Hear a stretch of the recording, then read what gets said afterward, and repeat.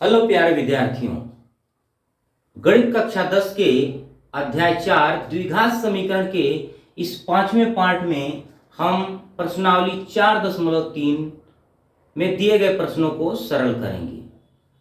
तो जिसमें पहला प्रश्न है कि निम्नलिखित द्विघात समीकरणों के मूलों का अस्तित्व हो तो इन्हें पूर्ण वर्ग बनाने की विधि द्वारा ज्ञात करें। पूर्ण वर्ग बनाने की विधि। और सबसे पहले क्या बात है कि यदि मूलों का अस्तित्व है तो मूलों के अस्तित्व के लिए देखिए, ये हमारा द्विघात समीकरण है ax² धन bx धन c बराबर 0। हम एक चीज ज्ञात करते हैं, विविक्तकर, डिस्क्रिमिनेंट, जो होता है b² - 4ac। अब देखिए b² - 4ac अगर 0 से बड़ा आ गया यानी पॉजिटिव आ गया तो मूलों का अस्तित्व होगा, और b² - 4ac यदि 0 से छोटा आ गया यानी निगेटिव आ गया तो मूलों का अस्तित्व नहीं होगा। मूलों का अस्तित्व नहीं होगा। मूलों का अस्तित्व नहीं होगा। और अगर कहीं b² - 4ac जो है 0 आ गया तो मूल तो होंगे समान, मूलों का अस्तित्व होगा। बस एक केस में मूलों का अस्तित्व नहीं है, वो क्या है, जब माइनस आ जाए। क्यों? क्योंकि करड़ी में माइनस नहीं होता है। अब ये करड़ी कहां से आ गया इसमें? तो देखिए, द्विघात समीकरण से हम श्रीधराचार्य सूत्र के द्वारा, श्रीधराचार्य सूत्र क्या होता है, x बराबर -b प्लस माइनस करड़ी में b² - 4ac अपान 2a। क्या होता है, x बराबर -b करड़ी में b² - 4ac अपान 2a, जिसमें a क्या है, x² का गुणांक है, b क्या है, x का गुणांक है, और c क्या है, अचर पद है। ठीक, तो ये पूर्ण वर्ग बना करके ही ये फार्मूला प्राप्त होता है। तो हम यहाँ पर सवाल बताएंगे और सवाल के साथ साथ किस तरह से पूर्ण वर्ग बनाना है उसे हम आपको बतलाएंगे। तो प्रैक्टिस के लिए हमारे पास 1, 2, 3 और 4 प्रश्न हैं। तो हमारा सबसे पहला काम क्या है, मूलों के अस्तित्व को ज्ञात करना। मूलों के अस्तित्व को ज्ञात करने के लिए आप क्या करेंगे, सबसे पहले द्विघात समीकरण ax² धन bx धन c बराबर 0 से दिए गए समीकरण की तुलना करके a b c का मान ज्ञात करेंगे। पहला काम क्या हो गया, a b c का मान ज्ञात करना। अब ये a b c का मान ज्ञात करके हम करेंगे क्या, उसको ज्ञात करके हम b² - 4ac में रख करके सरल करेंगे। अब यहां से क्या फायदा होगा, तो b² - 4ac को जब हम लगाएंगे तो देखेंगे आंसर में क्या आ रहा है, +5 आ रहा है, या कोई संख्या आ रही है जो प्लस में है, माइनस में है, या 0 है। अगर वो संख्या प्लस में आ गई तो हम समझ जाएंगे कि मूलों का अस्तित्व होगा। अगर वो संख्या 0 हो गई तब भी मूलों का अस्तित्व होगा। अगर वो संख्या माइनस में आ गई तो मूलों का अस्तित्व नहीं होगा। क्यों नहीं होगा भाई साहब, देखिए, क्योंकि करड़ी में माइनस चिन्ह जो है अमान्य होता है, अधिकल्पित माना जाता है, इमेजिनरी माना जाता है, काल्पनिक माना जाता है। तो अंडर रूट में अगर माइनस चिन्ह आ गया तो वो क्या होता है, इमेजिनरी होता है, अधिकल्पित होता है, जिसके लिए हम आई का यूज करते हैं, जिसको हम आयोटा बोलते हैं। लेकिन इसका प्रयोग हम अगली कक्षा यानी कि 11वीं में करेंगे। तो आप इसे एक बार नोट कर सकते हैं, ये वाली पॉइंट को, और इस वाले पॉइंट को तो एकदम आप नोट कर लीजिए, b² - 4ac बहुत काम का एक पॉइंट है। b² - 4ac क्या है, विविक्तकर है। विविक्तकर यानी डिस्क्रिमिनेंट। विविक्तकर को हम क्या बोलते हैं, डिस्क्रिमिनेंट। क्या बोलते हैं, डिस्क्रिमिनेंट। विविक्त कर, इसको हम डी से डिनोट करते हैं। D is greater than zero, D is less than zero and D is equal to zero. Discriminant अगर जीरो हो गया तो रूट्स आर इक्वल, मूल क्या होंगे, समान हो जाएंगे। Discriminant is greater than zero यानी रूट पॉजिटिव आ रहा है, वैल्यू पॉजिटिव तो रूट्स आर रियल। अगर वैल्यू निगेटिव, डी की value negative, roots are imaginary, roots कैसे हो जाएंगे, काल्पनिक हो जाएंगे। तो आइए हम शुरू करते हैं पहला question. B square minus 4ac क्या होता है, विविक्त कर होता है। क्या होता है, विविक्त कर, डिस्क्रिमिनेंट होता है। तो देखिए पहला क्वेश्चन क्या है, 2x स्क्वायर माइनस 7x धन 3 बराबर 0। अब इसकी तुलना करेंगे कि तुलना ax स्क्वायर धन bx धन c बराबर 0 से करने पर, 0 से करने पर। तो देखिए a बराबर हो गया कितना 2, b बराबर कितना हो गया -7 और c बराबर हो गया 3। अब हम ज्ञात करेंगे b स्क्वायर माइनस 4ac बराबर, ये बी स्क्वायर माइनस 4ac क्या है, बी स्क्वायर माइनस 4ac विविक्त कर है, डिस्क्रिमिनेंट है। इसे ही हम ज्ञात करेंगे तभी हम पूर्ण वर्ग की प्रक्रिया शुरू करेंगे। अगर मूलों का अस्तित्व नहीं है तो हम उसे पूर्ण वर्ग बना करके नहीं लगाएंगे, क्योंकि प्रश्न में कहा है कि निम्नलिखित द्विघात समीकरणों के मूलों का अस्तित्व हो तो इन्हें पूर्ण वर्ग बनाने की विधि द्वारा ज्ञात करिए। तो बी स्क्वायर यानी -7 का वर्ग -4 गुणे, यहाँ पर रखते हैं -7 का वर्ग -4 गुणे, a का मान है 2 और c का मान है 3। तो 7 का वर्ग हो जाएगा 49, 4 3 12 गुना के 24, 9 में से 4 जाएगा 5, 4 में से 2 जाएगा 2, 25 हो गया। अब देखिए B square minus 4ac is greater than 0, धनात्मक आ गया, मूलों का अस्तित्व है, मूलों का अस्तित्व है। अब मूलों का अस्तित्व है तो अब हम उसे क्या करेंगे, पूर्ण वर्ग बनाने की विधि द्वारा सरल करेंगे। तो देखिए ये हमारा हो गया समीकरण 2x स्क्वायर माइनस 7x धन 3 बराबर 0। अब क्या करेंगे, x स्क्वायर का गुणांक कॉमन लेने पर, x स्क्वायर का गुणांक कॉमन लेने पर, देखिए x स्क्वायर का गुणांक हम कॉमन लेंगे तो कॉमन का मतलब क्या होता है, भाग करना। 2 से हम सब में भाग करेंगे, 2 से इसमें भाग करेंगे x स्क्वायर, 2 से इसमें भाग करेंगे -7/2x और धन 2 से इसमें भाग करेंगे 3/2 बराबर 0 में 2 से भाग करेंगे 0 अपॉन समथिंग बराबर नथिंग हो जाएगा। अब देखिए जो x स्क्वायर का जो x का जो गुणांक रहेगा, x स्क्वायर का गुणांक कॉमन लेने के बाद जो x का गुणांक होगा उसमें हम ऊपर नीचे 2 से गुणा करेंगे, ऊपर नीचे 2 से हमने क्या कर दिया, गुणा, और फिर एक आर्डर में लिख देंगे 2ab के रूप में, क्योंकि a square plus b square plus 2ab एक फार्मूला होता है होल वर्ग का। यहाँ पर माइनस रहेगा तो यहाँ माइनस हो जाएगा। अब यही 2ab 2 गुणे a गुणे b में b का वर्ग एक बार जोड़ेंगे और एक बार घटा देंगे। तो देखिए x के गुणांक में पहले आप स्टेप वाइज देखिए, x के गुणांक में 2 से ऊपर नीचे गुणा करिए, फिर x लिखिए और फिर ये 7 लिखिए और इसमें का 2 पहले से है इसको लिख दीजिए, धन 3/2 बराबर 0। अब देखिए x स्क्वायर माइनस 2a और 7/2 गुना के 4 लिख दीजिए प्लस 3/2। अब देखिए जो 2x का गुणांक है, अब क्या है, ये 2x का गुणांक इतना है, अब इसी का वर्ग एक बार जोड़ देंगे और एक बार घटा देंगे।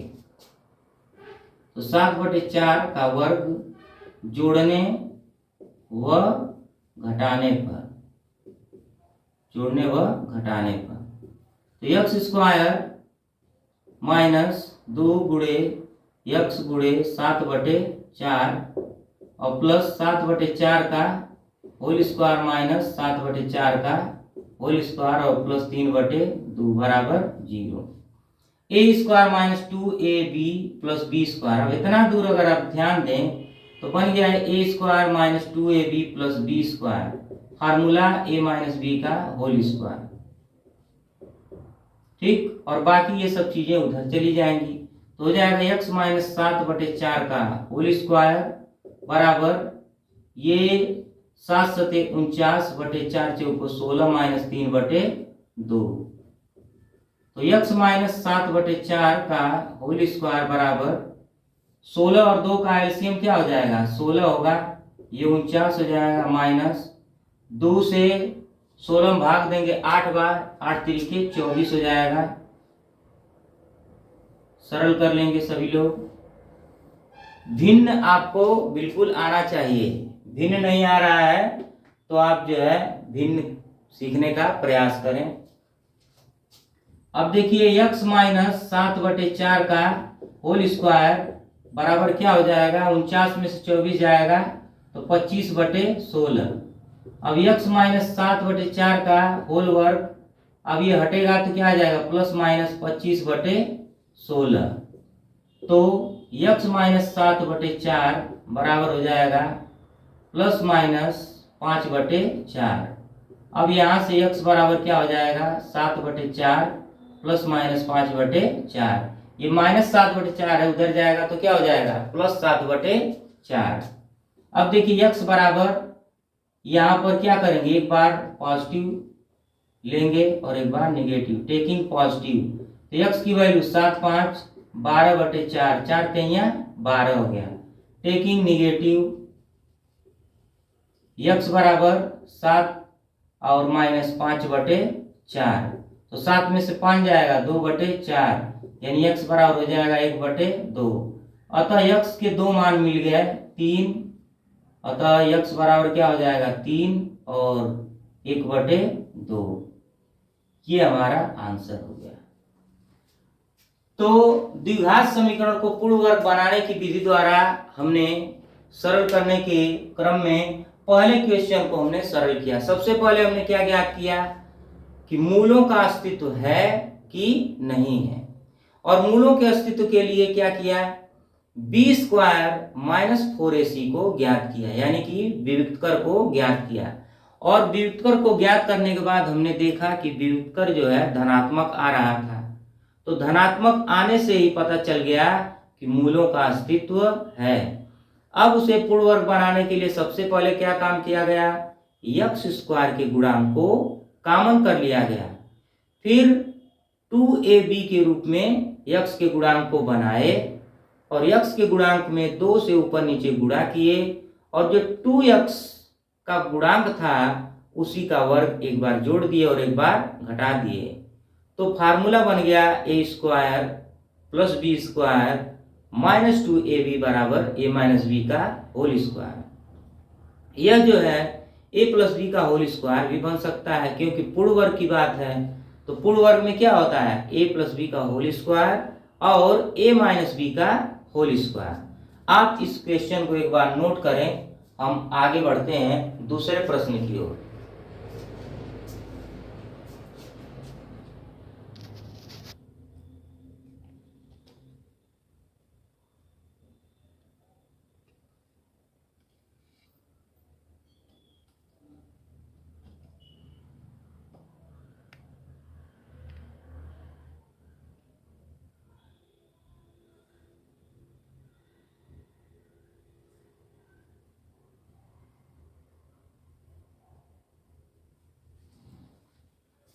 तो देखिए ये वाला जो है मूलों का अस्तित्व है, ये वाली लाइन आपको दिख नहीं रही होगी, 2x स्क्वायर माइनस 7x धन 3 बराबर 0। यहाँ पर क्या किया गया है, x स्क्वायर का गुणांक कॉमन लेने पर x स्क्वायर का गुणांक जो है कॉमन लिया गया है। अब हम दूसरे क्वेश्चन की ओर आगे बढ़ते हैं और देखते हैं दूसरे प्रश्न को। क्योंकि ये क्वेश्चन थोड़ा लंबा लंबा होता है, इसलिए यहाँ पर 4 क्वेश्चन में से 1-2 क्वेश्चन आप खुद प्रैक्टिस करेंगे। लगाने का प्रयास करेंगे।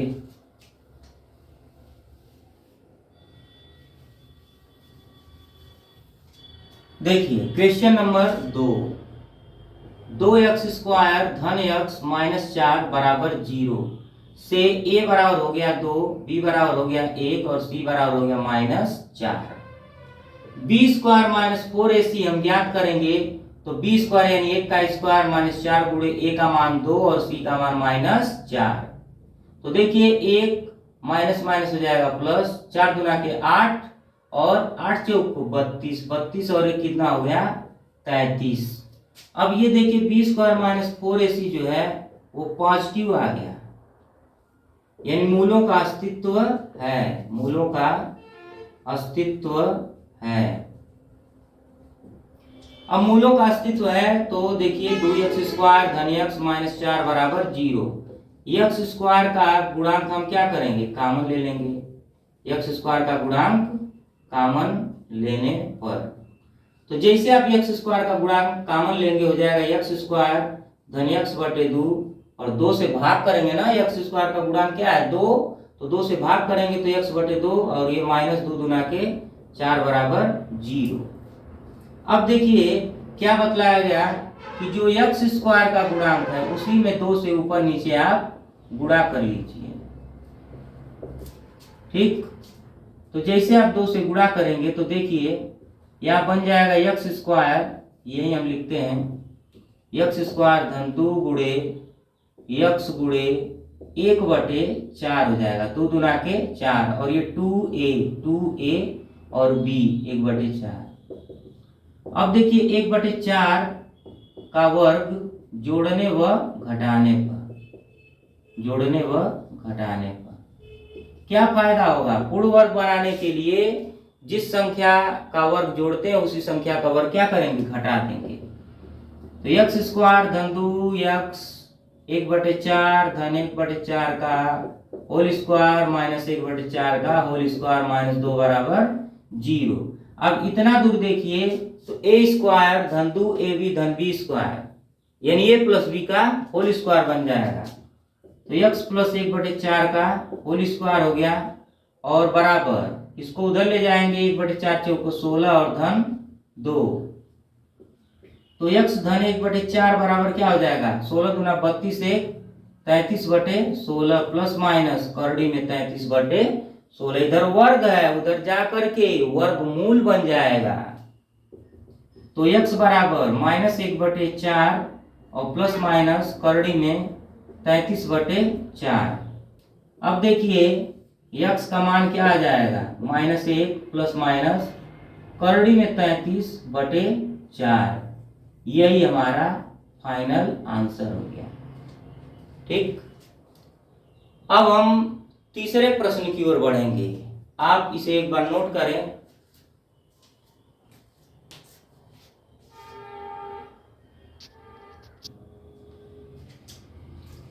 आइए हम तीसरे प्रश्न की ओर बढ़ते हैं। तीसरा हमारा प्रश्न क्या है, 4x² धन 4 करड़ी में 3x धन 3 बराबर 0। तो देखिए तीसरा प्रश्न, सबसे पहले काम क्या होगा, विभक्त कर से चेक करेंगे कि मूलों का अस्तित्व है या नहीं।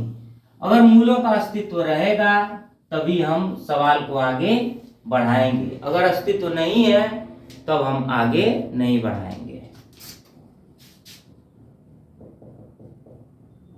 4x² धन 4 करड़ी में 3x और धन 3 बराबर 0। अब देखिए यहां से a बराबर हो गया 4, b बराबर हो गया 4 करड़ी में 3 और c बराबर क्या हो गया 3। तो b² माइनस 4ac ज्ञात करिए, तो 4 करड़ी में 3 का वर्ग माइनस 4 गुणे a का मान 4 और c का मान 3। तो देखिए 4 चौका 16 गुणे 3 माइनस 4 चौका 16 और गुणे 3, करड़ी में 3 का वर्ग क्या होगा 3 हो जाएगा और 4 का वर्ग 16 ही होगा, तो 4 चौका 16 गुणे 3 16 गुणे 3, ये तो 0 आ गया। b² माइनस 4ac क्या हो गया 0। तो क्या मूलों का अस्तित्व नहीं होगा, होगा, मूलों का अस्तित्व है, मूलों का अस्तित्व है। अब समीकरण क्या है, 4x² धन 4 करड़ी में 3x और धन 3 बराबर 0। x² का गुणांक कॉमन लेने पर, x² का गुणांक क्या करने पर, कॉमन लेने पर, तो कॉमन लेंगे तो हो जाएगा x² धन 4 से 4 कटेगा, कितना हो जाएगा, करड़ी में 3x और धन 3/4 बराबर 0। अब देखिए x² धन 2/2 गुणे x गुणे करड़ी में 3 और धन 3/4 बराबर 0। x² का गुणांक हमने कॉमन ले लिया। अब x के गुणांक में क्या करते हैं, 2 से ऊपर नीचे गुणा करके अरेंज करते हैं व्यवस्थित रूप में, यानी 2ab के फॉर्म में कन्वर्ट करते हैं। तो ये हो गया x² धन 2a और b की जगह पर करड़ी में 3/2 और धन 3/4 बराबर 0। अब देखिए करड़ी में 3/2 का वर्ग जोड़ने व घटाने पर, जोड़ने व घटाने पर, तो x² प्लस 2x करड़ी में 3/2, इसी का वर्ग एक बार जोड़ देंगे और एक बार क्या करेंगे, छोड़ देंगे, यानी घटा देंगे, और प्लस 3/4 बराबर 0।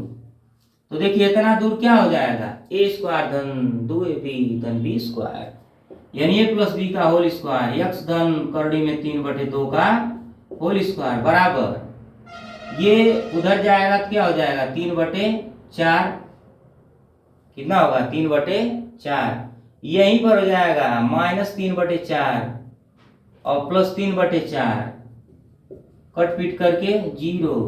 तो x धन करड़ी में 3/2 का होल स्क्वायर बराबर 0, तो x धन करड़ी में 3/2 बराबर 0, तो x बराबर क्या हो जाएगा, यहीं पर करड़ी में 3/2, x बराबर क्या हो जाएगा, करड़ी में 3/2। दोनों मान क्या होंगे, इसको देखिए वर्ग है, वर्ग का मतलब क्या हो गया, x के 2 मान, तो इसको आप 2 बार लिख सकते हैं, x धन करड़ी में 3/2 और x धन करड़ी में 3/2। मूल समान है, मूल समान है, यानी जो x का जो पहला मान होगा वही x का दूसरा भी मान होगा, इसलिए हम इसको 2 बार लिख दिए ताकि आपका कंफ्यूजन दूर हो जाए। तो देखिए x के ये मान प्राप्त हो गए। इस तरह से हमारा जो है क्वेश्चन नंबर 3 लग गया। अब बात आती है क्वेश्चन नंबर 4 की। तो क्वेश्चन नंबर 4 को आप लोग खुद अभ्यास करें और इसे लगाएं। सबसे पहले काम क्या होगा, व्युत्तर ज्ञात करेंगे b² - 4ac। देखेंगे कि 0 आ रहा है कि पॉजिटिव आ रहा है। अगर 0 पॉजिटिव है तब तो मूलों का अस्तित्व है और उसे पूर्ववर्ग बना करके सरल कर सकते हैं। अगर निगेटिव आ गया तो वहीं पर हमारा जो यात्रा रुक जाएगी।